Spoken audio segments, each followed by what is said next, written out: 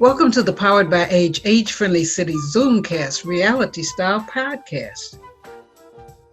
We are movers and shakers, shaking up the old notion of silent, helpless, invisible seniors. This is a new series of podcasts funded by the City of Vancouver and the 411 Senior Center Society. As PBA AFC ambassadors, we raise awareness, share our original stories and poems, inform, advocate, and involve seniors in discussing important social issues. In short, these podcasts will help us, you, in creating an age-friendly city for Vancouver today, tomorrow the world. You can hear us everywhere podcasts are heard. Welcome to Powered by Age. It's Thursday, March 11th. I'm Charlotte Sister C. Ferrell, your Powered by Age host, and I acknowledge that our program is occurring on the unceded, which means they didn't give it to us, lands and territories of the Squamish, Musqueam, and Tsleil-Waututh nations. Today, we are presenting a tribute to the life and legacy of Sarwan Gill, an awesome activist and recipient of the Order of British Columbia, who recently lost his life to cancer. Marion Pollack, chair of the 411 Senior Center Society's Board of Directors, is going to elaborate on his legacy and facilitate the speakers that are paying homage to Charan today. But first, we have two short acknowledgements. Lesley Hebert is going to read the International Women's Month Acknowledgement, and I'm going to read an excerpt from Prime Minister Trudeau's declaration regarding March 11th. So, Lesley, are you ready? Yes, okay, hi. The ICW, the International Council of Women, asks, so I'm a member of the New Westminster Council of Women, just as a preamble, which is part of it's a chapter which belongs to the BC Council, and we're affiliated to the Canadian National Council, which in turn is a member of the International Council. Okay, so that's that. Okay, so the ICW asks to see women leaders grow in every aspect of society, not only under normal circumstances, but also under difficult conditions, such as those imposed by the pandemic. Transformative and normative change necessary to challenge gender inequalities requires meaningful participation of women and women-led organizations. Taking into account the insights learned from COVID-19, ICWCIF requests that its members and supporters assist policymakers in harnessing the economic power of women in driving the economic recovery from the pandemic and in supporting gender-inclusive growth, advocating in the following areas: accelerating the prevalence of women's leadership and women's involvement in decision-making, investing in social infrastructure and family-friendly policies, eliminating all forms of violence against women and girls, accelerating advances in developing women's workforce competencies through enhanced professional and vocational training, encouraging women's entrepreneurial initiatives. More than ever, this is the time to firmly march forward in our movement toward equality, while at the same time providing invaluable support in conquering the severe impact of the pandemic. This can be realized through increasing the numbers of women in important leadership positions and improvement in women's organizations' practices, policies, and programs, so as to create an enabling and rights-based environment in which women can enjoy equal rights and opportunities while engaging as responsible actors and innovators in helping to solve societal problems. Thank you, Lesley. Thank you for the opportunity to read that. Thank you for bringing it to us. We have one more week left in Women's History Month next week, and we'll be doing a special program for that. Regarding the statement by Prime Minister Justin Trudeau, he first announced it yesterday, but formally presented it to the House of Commons this morning. Here's an excerpt. He says, "We all have a role to play in ending this pandemic, and the crisis is not over yet. In recognition of how far we have come and how far we still have to go, the Government of Canada is designating March 11th, 2021 as a National Day of Observance. He emphasized, On this day, I invite all Canadians to join together in honoring the memory of those we have lost and the people they left behind. We will also recognize everyone who's been impacted by COVID-19 and pay tribute to all those who continue to work hard and make incredible sacrifices in our fight against the virus. Together, we will beat COVID-19. And now I turn you over to our board chair, Marion Pollock, who is going to begin our tribute presentations. In February of this year, we lost someone who I would call an activist extraordinaire, and that was Mr. Charan Gill. I first met Charan when he was one of the lead organizers for the Canadian Farm Workers Union. And it was when I first met Charan, he was one of the lead organizers for the Canadian Farm Workers Union. And at that time, and still often today, farm workers who were mostly South Asian, and many South Asian women worked in really deplorable conditions. And Charan and Sarwan Boal and Harinder Mahil and Raj Chauhan, who we all have with us today, were active in fighting for farm workers' rights. And they were not only were they fighting for farm workers' rights, but it also meant health and safety and women's rights. Charan kept on being an activist. He was a leader of the struggle against racism and a founder of the BC Organization Against Racism. And then in his later life, he founded PICS, the Intercultural Society, and they did amazing stuff. They organized homes and homes for seniors. They organized anti-violence services for women. It was quite amazing. And even though I know Charan, I didn't know him as well as our speakers. The other very cool thing about Charan is he has a close connection to the 411 Senior Center. He was on the board for 2 years between 2013 and 2015. I was surprised. I walked into my very first board meeting, and who's there but Charan Gill, an icon, in my eyes, a huge icon. So we have 3 guest speakers to talk to us about Charan Gill. The first one is Sarwan Boal. I met Sarwan when we were both much younger, and he was also one of the lead organizers in the Canadian Farm Workers Union.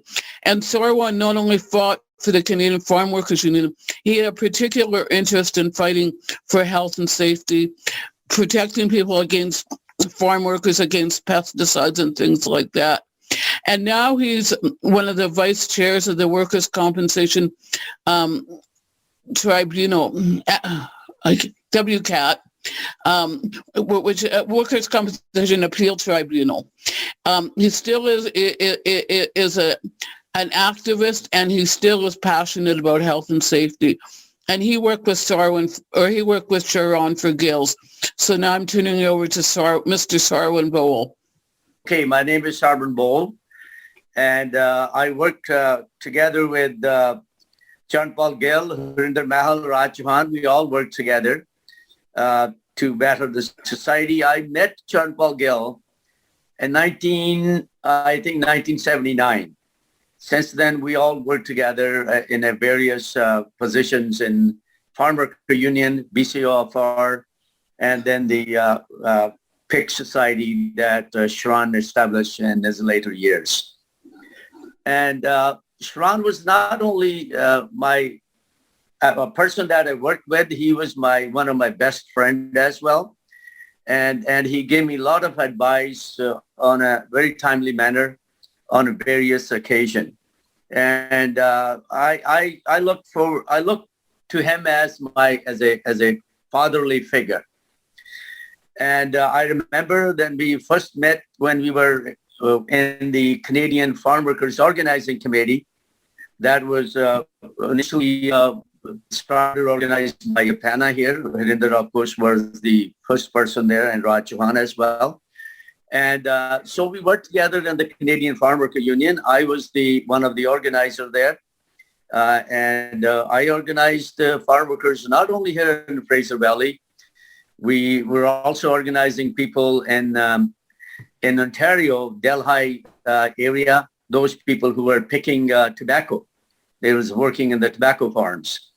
And we also we were trying to organize people in Okanagan.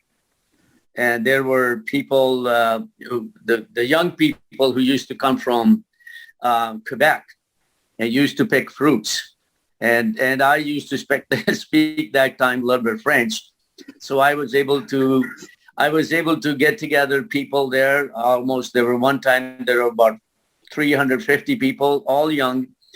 And I invited Raj to speak to them in Okanagan Valley. And we did a really good job there and shaking up those farmers who were not treating them, as worker, but as well as there was racism with them. And they will not let them pitch a tent, not only in their farms or orchard, but not only on a common area, which was the municipality property. And they faced a lot of racism. And I did myself too. And I was invited to speak there at the United Food and Commercial Worker Union organized processing plant there in Caramios. And I went there to speak, and Judy and I both went there to speak. And first question I was asked, what I was doing here, I should go back where I come from. Even the people who were in the union, but I already knew that that's going to happen with me. Anyway, so we're supposed to talk about Charanpal Gill. And Charanpal Gill was such a person when he was in the Farm Worker Union. At the same time, he was working as a social worker. When we opened up our office on 6th Street in New Westminster, of course, there was no heat and no hot water. We were paying $100. And I remember Raj and myself, we were working full-time there that time. And Harinder was also working. And Charanpal's office was right across from the 6th Street office where we had that in New Westminster. And Charanpal, after finishing his work, used to come over and help us there. Every time he was there, every time. It doesn't matter, a day or night, you call him, he was always there. And I think beauty, what Charanpal actually quality, which I found was he never got mad, intentionally, personally with anybody.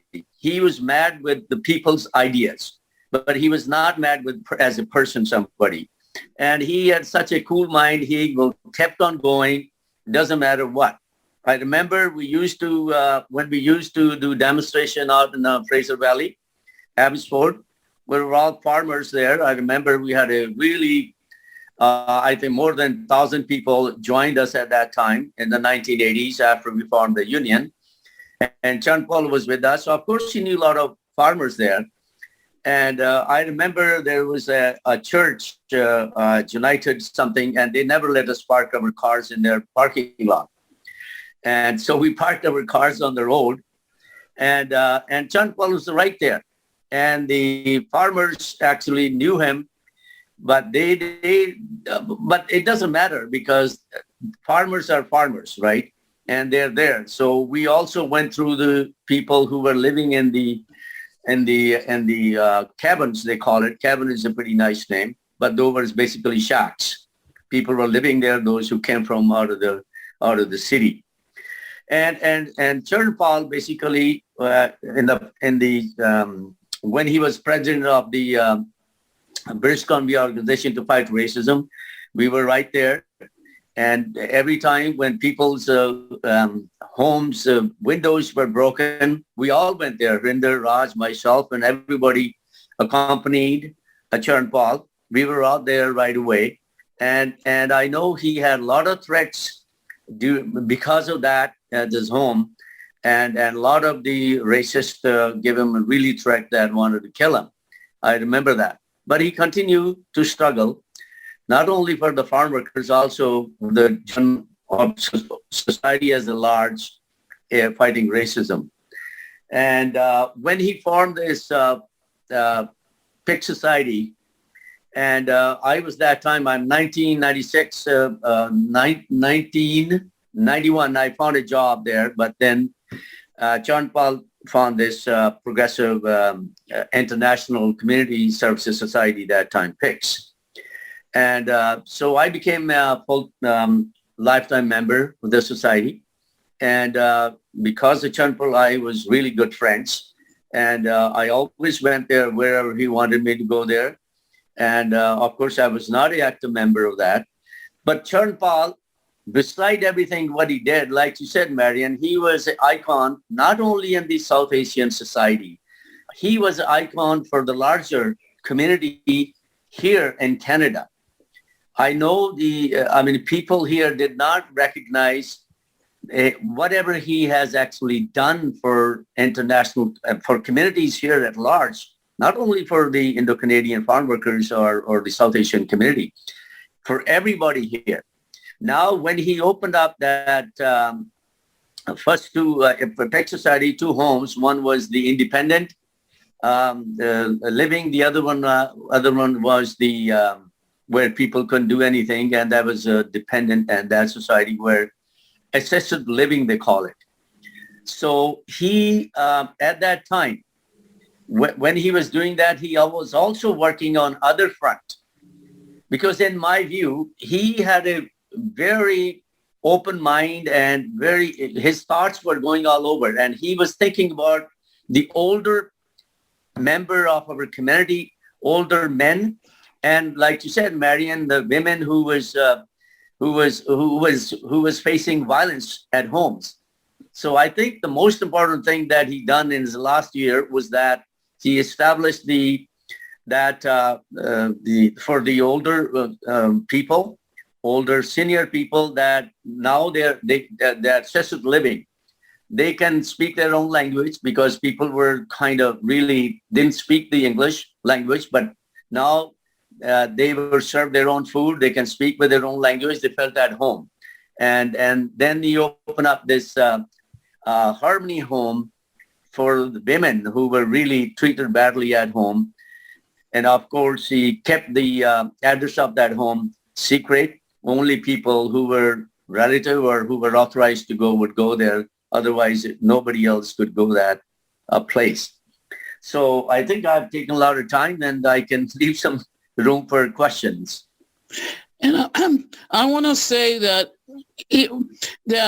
Charan Gill benefited seniors, because a lot of the farm workers were senior men and women. They weren't, they weren't the 23-year-olds. They were people who, should not have been, were working in the fields well past age 60.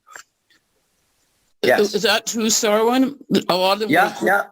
Yeah. That's true. That's absolutely true, because the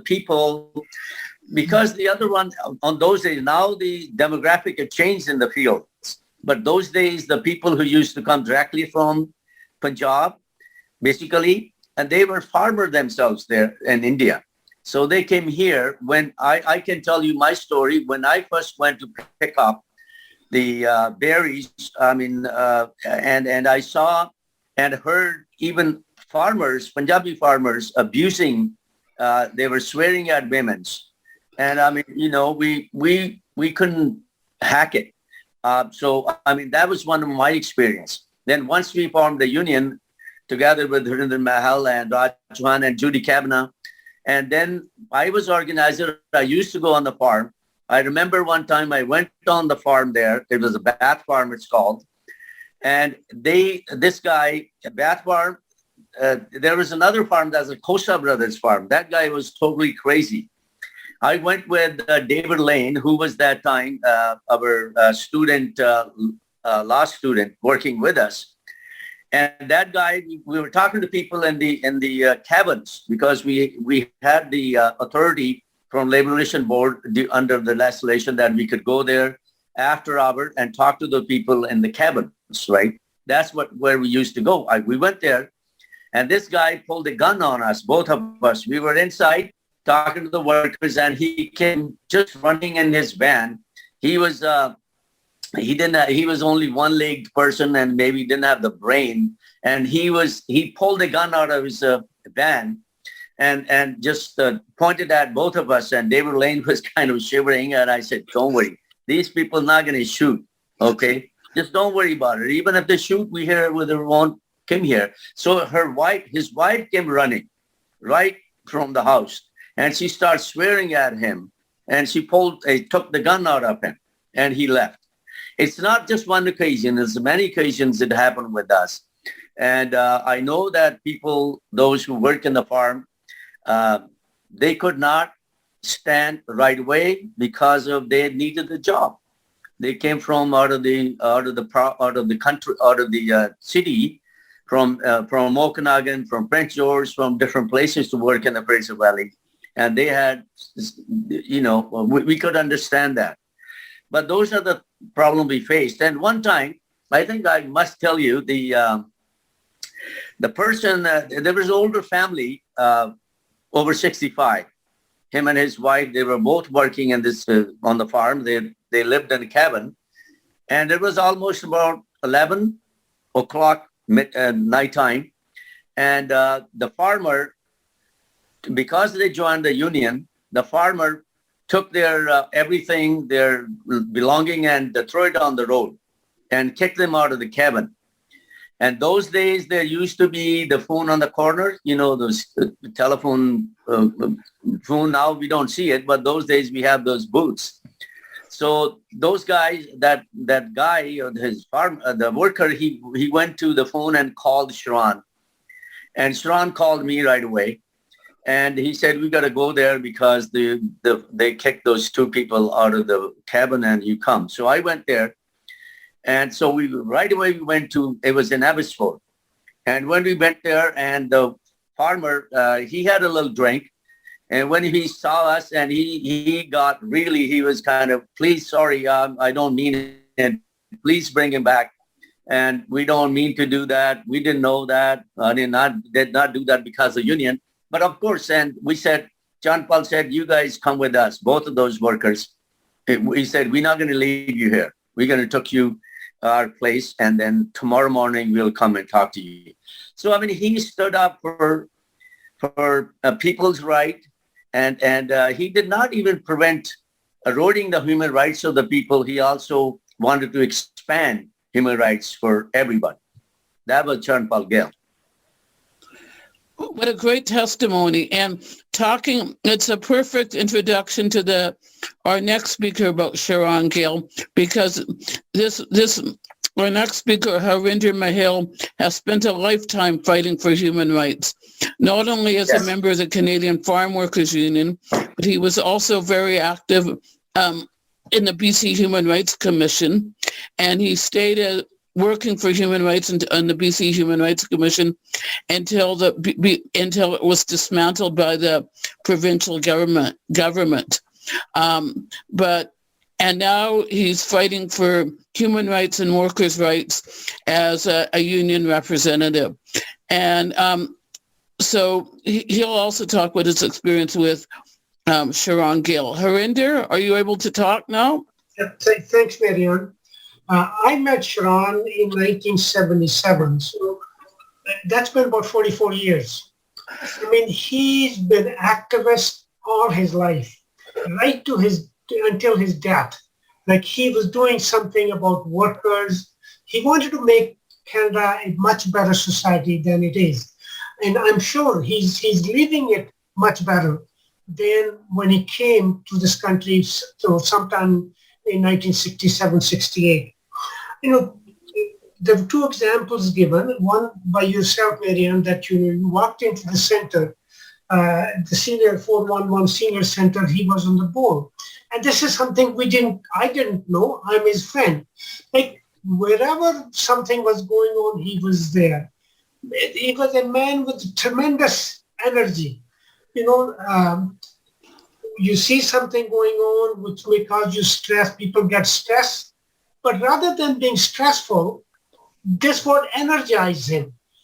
Who would get a call in the middle of the night at 11 p.m. and then go all the way to Abbotsford to pick up, workers who've been thrown out by a farmer who doesn't like unions? Amazing, amazing man, wonderful man.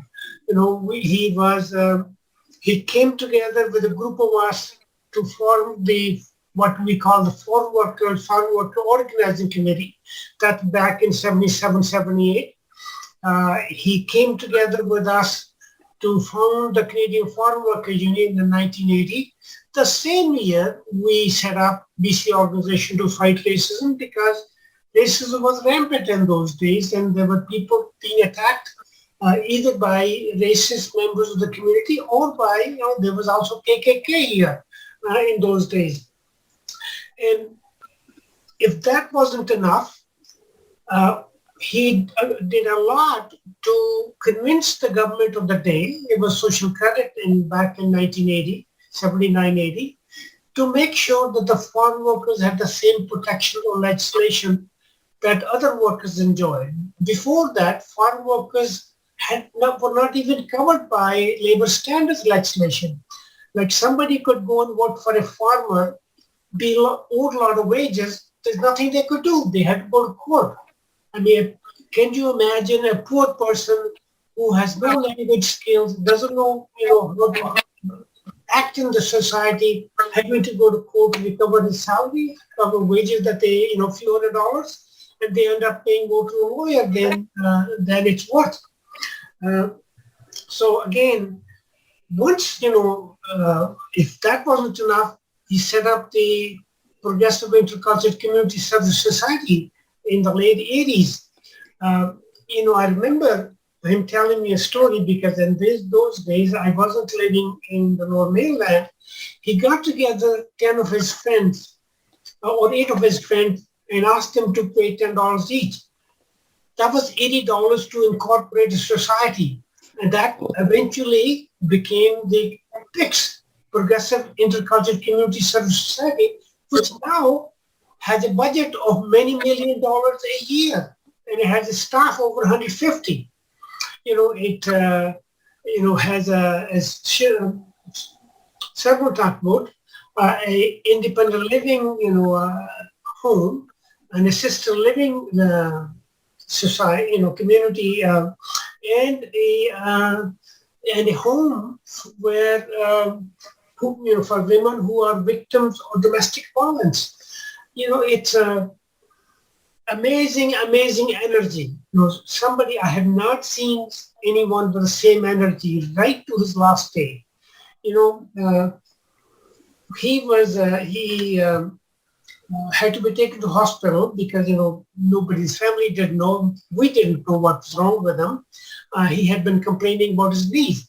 And it turned out that when they took him to the hospital, it turned out to be cancer.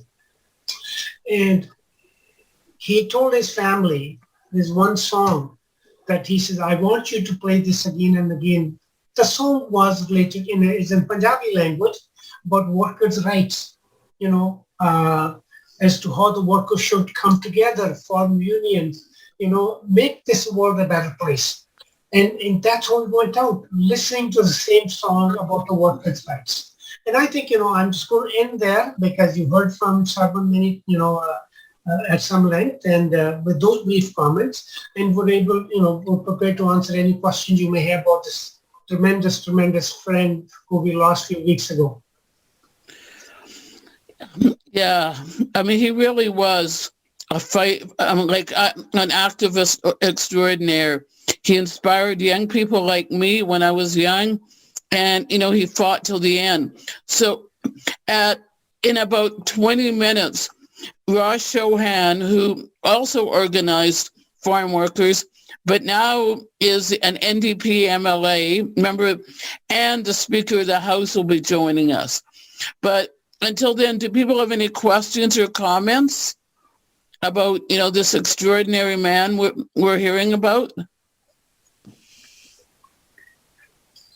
Can I just add maybe just somewhere to what Harinder said? What he did was he bought 2.5 acre land in Aldergrove, and that was where the diversity house is being built there. And now, because the zoning, that land is now more than probably $6-7 million. And so that house going to be where everybody, not only the South Asian community, anybody could go there and just, if it's qualified, then we'll live there. It's just being built, it's not built. And we, all of us, three of us, we want the name of the house to be named after Charanpal Gill, Charanpal Gill Diversity Home. And I think people in the community is also asking for that, because it was because of Charanpal Gill. Those two buildings, which Harinder said, assisted living and independent living, and now the diversity home, he built it himself with $80 starting. And I think that name of the house should be Charanpal Gill Diversity Village. Susan had a question. Sorry. Not a question, just a comment. I can't even remember what year it was for sure, but it was the first time I'd heard about the farm workers having a picket line in North Vancouver, which is where I live. And there were just the three of us, Raj and Charan and myself, walking the picket line down on Marine Drive in North Vancouver. But we've been in touch off and on ever since. So it's great to be here with you today. Well, that's nice, Susan. I was going to say, one of the last conversations I had was about seniors issues. You know, he was talking about bus passes for seniors. And he said, you know, I don't understand why they have to look at seniors' income. He was giving me an example of what happens in UK. He said between 10 o'clock and 3 p.m., buses are going empty. Why can't the government say, look, between these times, any senior could get on? And he said, you know, they'll be able to go shopping. They'll be able to go visit their friends. They'll be, you know, and he said, it's good for them, good for their health. It's probably, you know, save government lots of money in healthcare costs, so that, you know, seniors become mobile and see their friends, and, you know, and that was one of the conversations he had with me. They said, you know, something I've been thinking about the same, you know, that last conversation, that, you know, I should be talking to seniors groups and my friends that, you know, we should convince the government to do that. Why did they need to look at, you know, that somebody has to be below certain income before they get any kind of subsidy, bus pass? And Harinder, we have the 411 Seniors Issues Committee that we're always willing to work on these kind of issues. Oh, yeah, you know, we should get together to discuss this one day. I'll contact you. What about other people? Anyone else have questions or comments? Billy.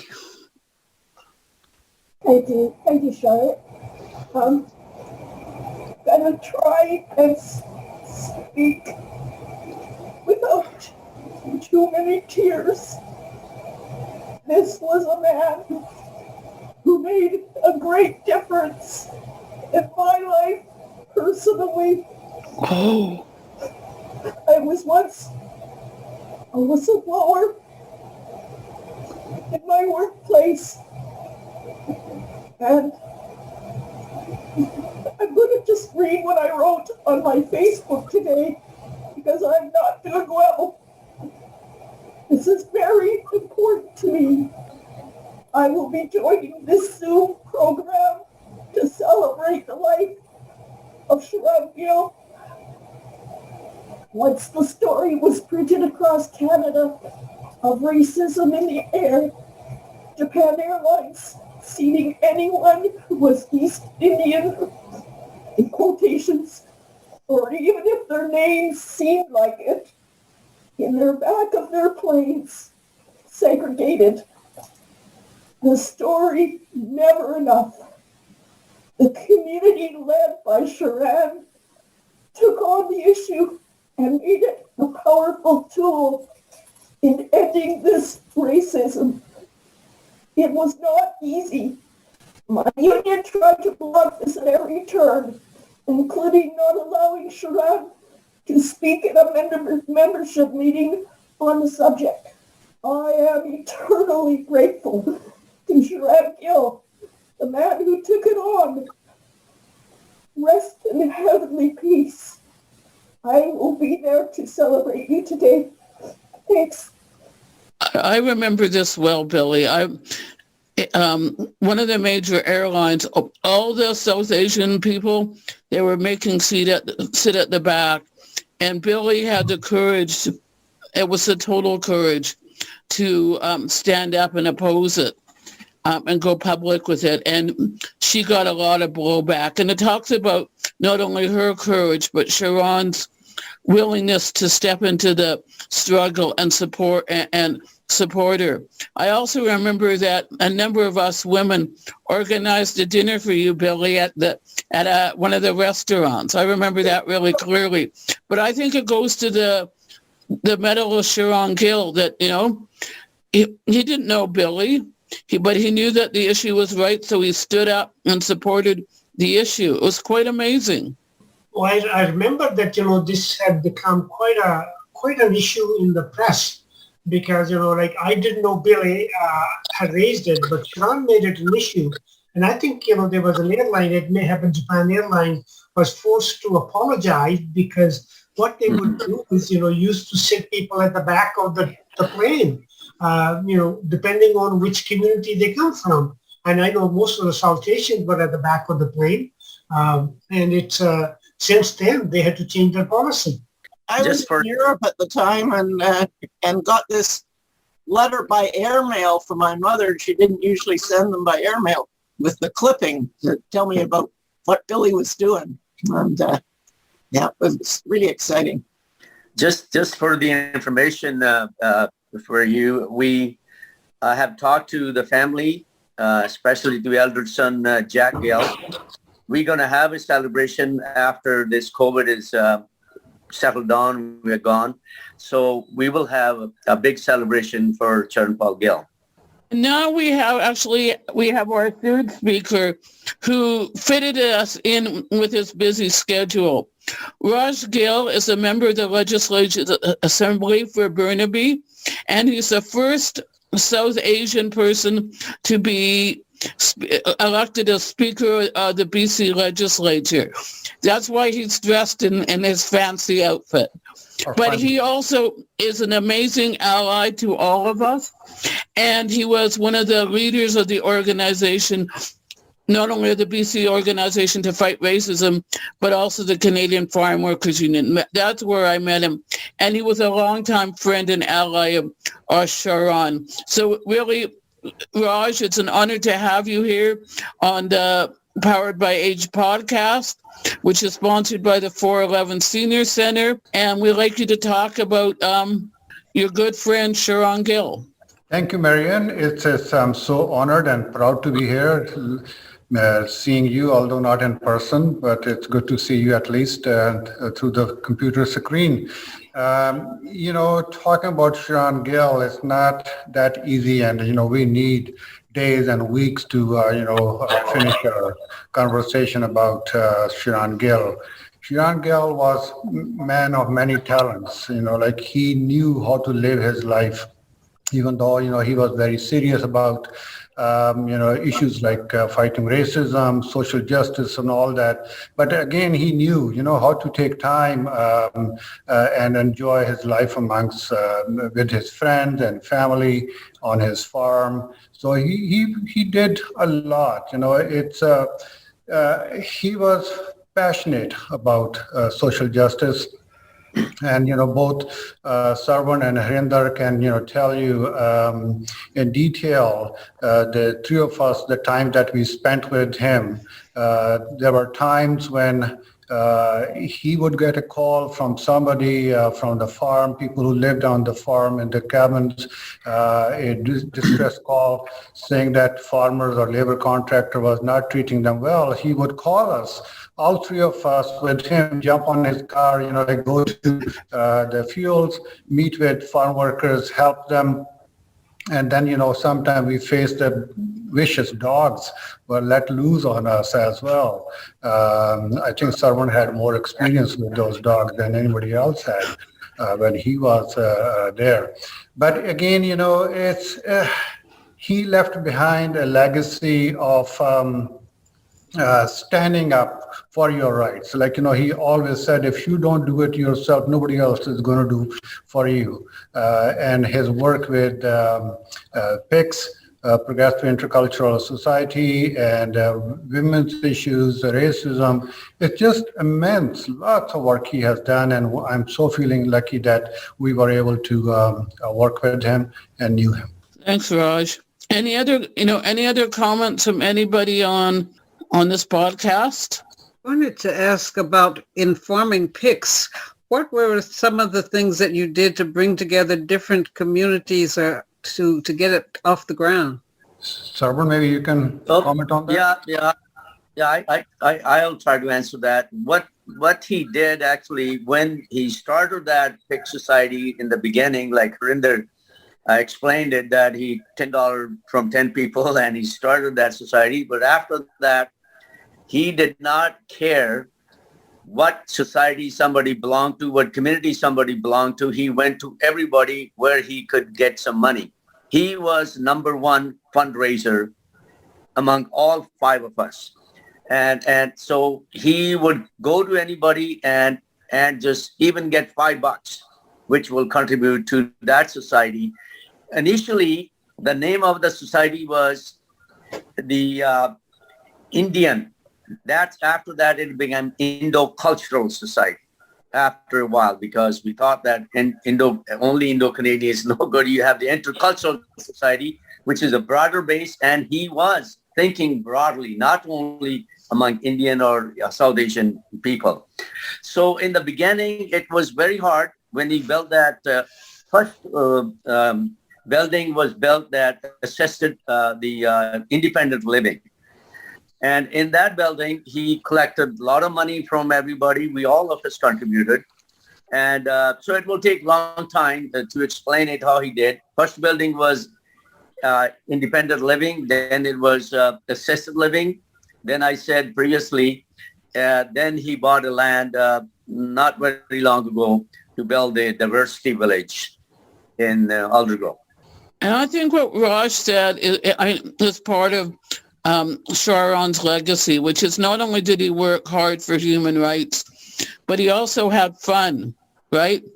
And spent time with his family and friends. And I think that's a lesson we all need to learn. But really, he was such an icon. And I just remember I walked into the 411 board meeting, and there was Charan Gill on the board, and I thought, my goodness, what an august board I joined to have Charan Gill on it. Well, I can tell you a story about, we all know Harinder, Raj, and myself, and Judy Kavanagh. We were having our brainstorming meeting on one of the islands. And Stuart Rush, of course, was with us that time. So we were all there, and we told Charan that we're going to that place there was no address. He said, I'll meet you guys over there. We did not even tell him, where we were going. And we were sitting there about 6 o'clock, after brainstorming meeting, and he knew the island, but he didn't know the address. And so those days we didn't have the cell phones. And we were sitting there saying, oh, Charan's Charanpal not going to come here. And here he was walking in, he was driving his truck right to where we were all sitting outside. We could not believe, how did he find that place? That's called commitment. He was so strong, and his intuition was so strong where he was going. And he found us in a remote island. This is totally amazing, and was amazing to all of us, even to today. Still a mystery. We don't know how he really found out. It was just hilarious. We were all laugh when we think about that story. Raj, I wanted to ask you a question about the legal process. It's noted that you changed some things for around wages, equal pay. How did something come from a movement or an idea to actually becoming law? Well, what it was that until we started organizing farm workers, before the formation of Farm Workers Organizing Committee and Canadian Farm Workers Union, the farm workers were not even deemed workers. They were not covered under Employment Standards Act, the Labor Code, or the health and safety regulations of BC. So it all was a total, it's like dark ages.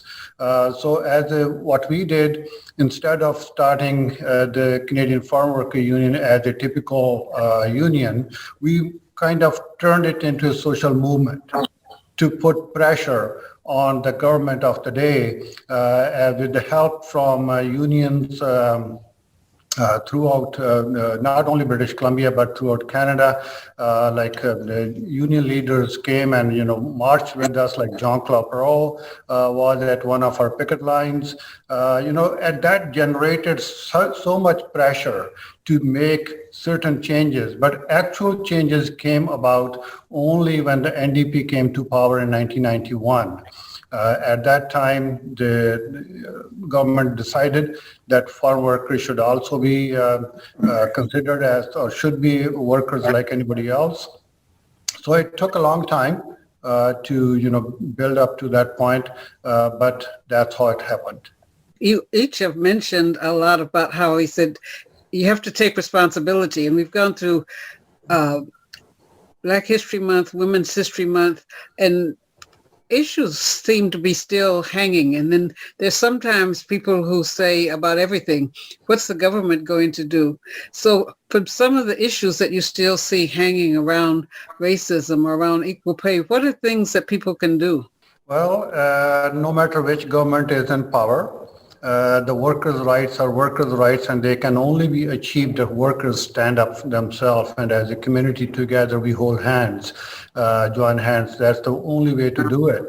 Many changes were made during the 1990s, but later on the government changed again. The clock was turned back to where it was in many ways. Some laws are still there, but not all of them. So issue of racism was a huge. Harinder can talk more about racism, as he was the head of the Human Rights Commission, and he knows how those issues came about. But as us, as organizers, we faced, I'll tell you one funny example.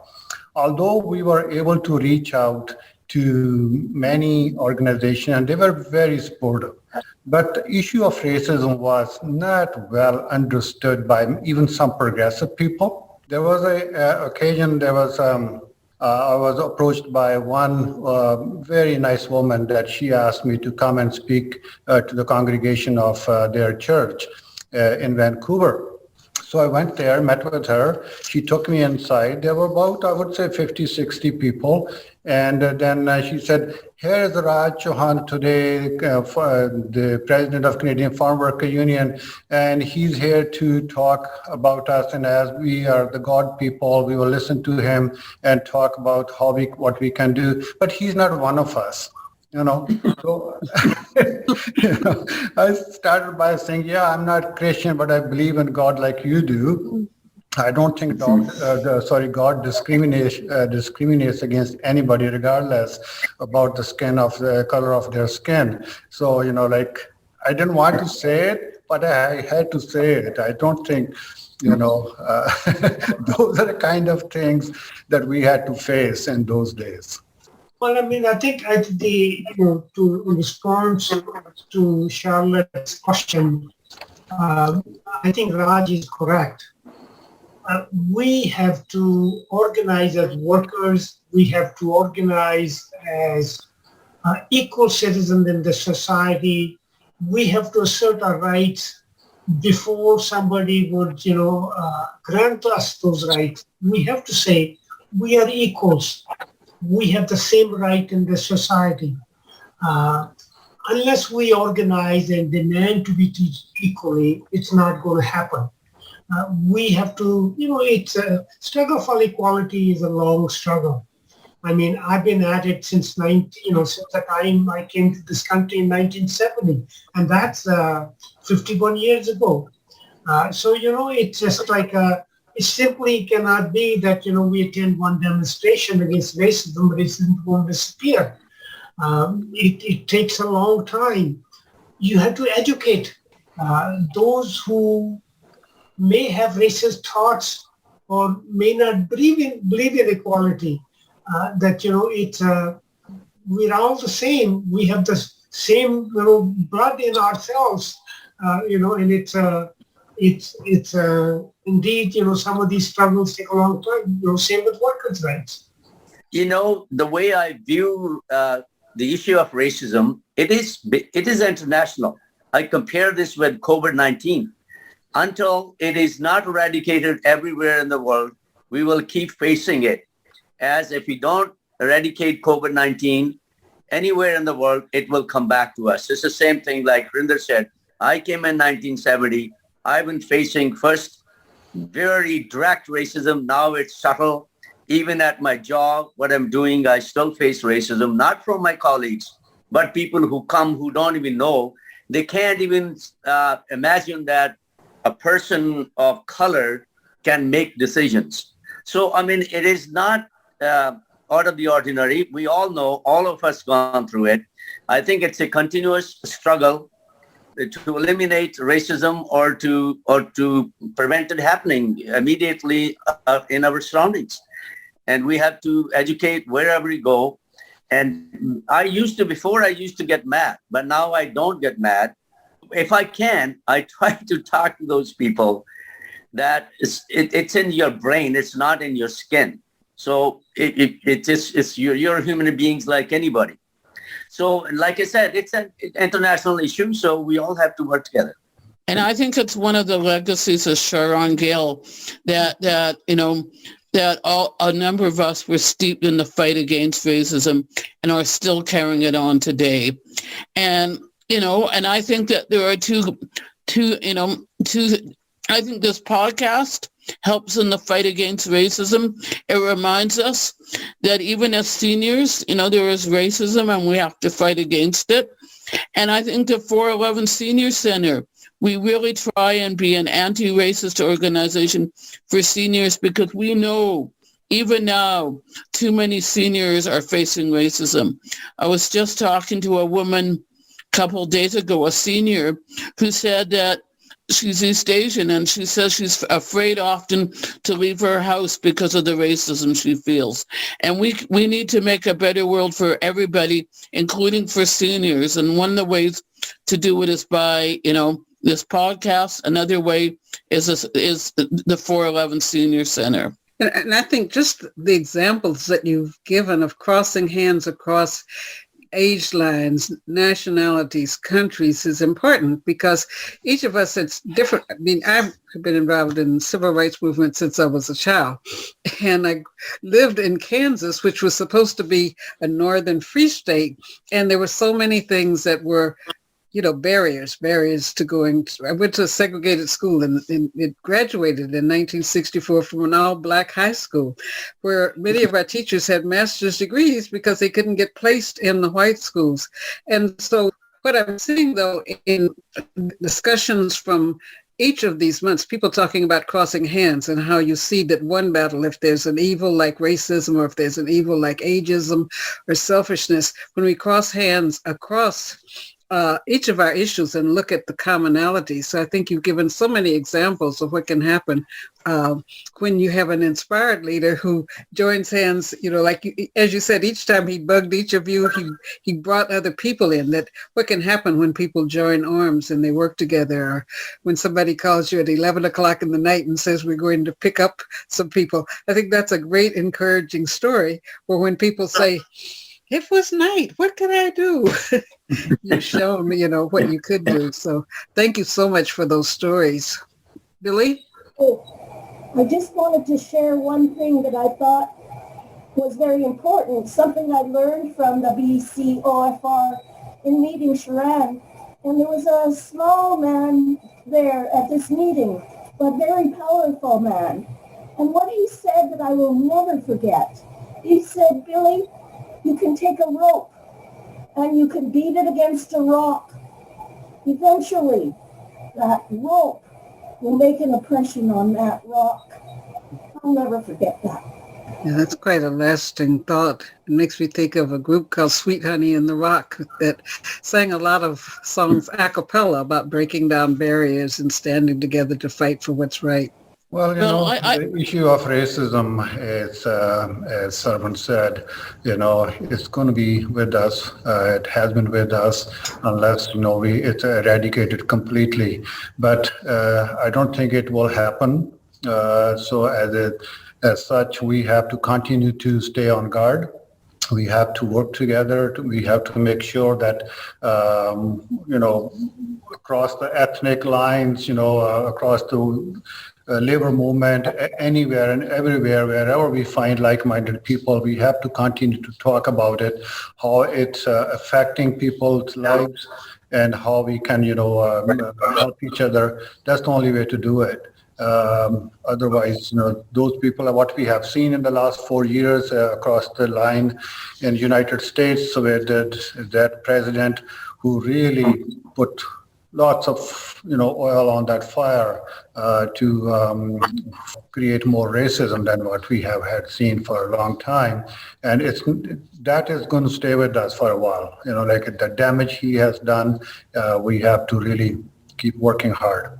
Well, that's one of the other things about this podcast. We have writers and singers, vocalists, people who are expressing things in a way that it reaches people's hearts. The stories that Billy shared and stories that other members that are reports. On our website, on the Powered by Age site, we have a thing called Spins, which is stories, poems, and interviews. And people give more stories that relate to how they grew up, ways people have solved problems, other issues that still exist. So I think that writing and creative arts and poetry allow more people to just get involved, to feel comfortable getting involved, and touches people in different ways. A few times you mentioned the social aspect, getting the people together socially and then organizing them politically. So I think you have expressed a winning formula there. What I think now, what's going on, President Raj said, the south of the border, we used to think that racism, it's economic and social problem. It's all together. It's not only economic situation. Look what happened with the Meghan Markle. Mm-hmm. She's economically well off, and the racism is still biting her there, everywhere. So it doesn't matter how rich you are, but the racism has a bigger head, and it will always be there. But we need to keep fighting it back. And not just saying, I'm tired of it. It should be done now. Because some people say, I'm weary of you talking about racism. We did all that. You had the march on Washington. We had the Women's March. And they think that the march is the end of it. But I think that, as long as we don't get weary and we have a way of appreciating each other's culture, I think taking time to understand other people's culture and ways of doing things helps us sometimes to identify our own intolerances or misinformation or ways that we might accidentally or unintentionally insult someone. So I think that just the way that you have expressed and shared your work with Charan gives us a pattern. Where do we go from here? Where do we go from the pandemic? Meeting, shaking hands, hugging, talking, working out solutions to hack down. And when they said we want to see the end of COVID forever, we want to see the end of racism forever, and there's no inoculation for that, unfortunately. I think that this has been a lovely, and I think talking about racism at the very end of this podcast is a lovely tribute to Charan Gill, a man who stood up and fought against racism, almost every day in his life. And the fact that Charan has inspired us to continue the struggle and continue to fight against racism is, it is proof of his legacy. So I want to thank Raj, Sarwan, and Harinder for coming on, because I think that what you've done is you talked about a legacy, but not only a legacy that we should celebrate, but a legacy to inspire us to continue the fight. So thank you all. And I'm going to turn you over to Charlotte. Thank you. Virtual hug to everybody. Thank you. Thank you. Thank you, Charlotte. Thank you, Marion. Keep up the good work. Thanks, everybody. Have a great day, everyone. Thank you. Real hug. Bye. Bye.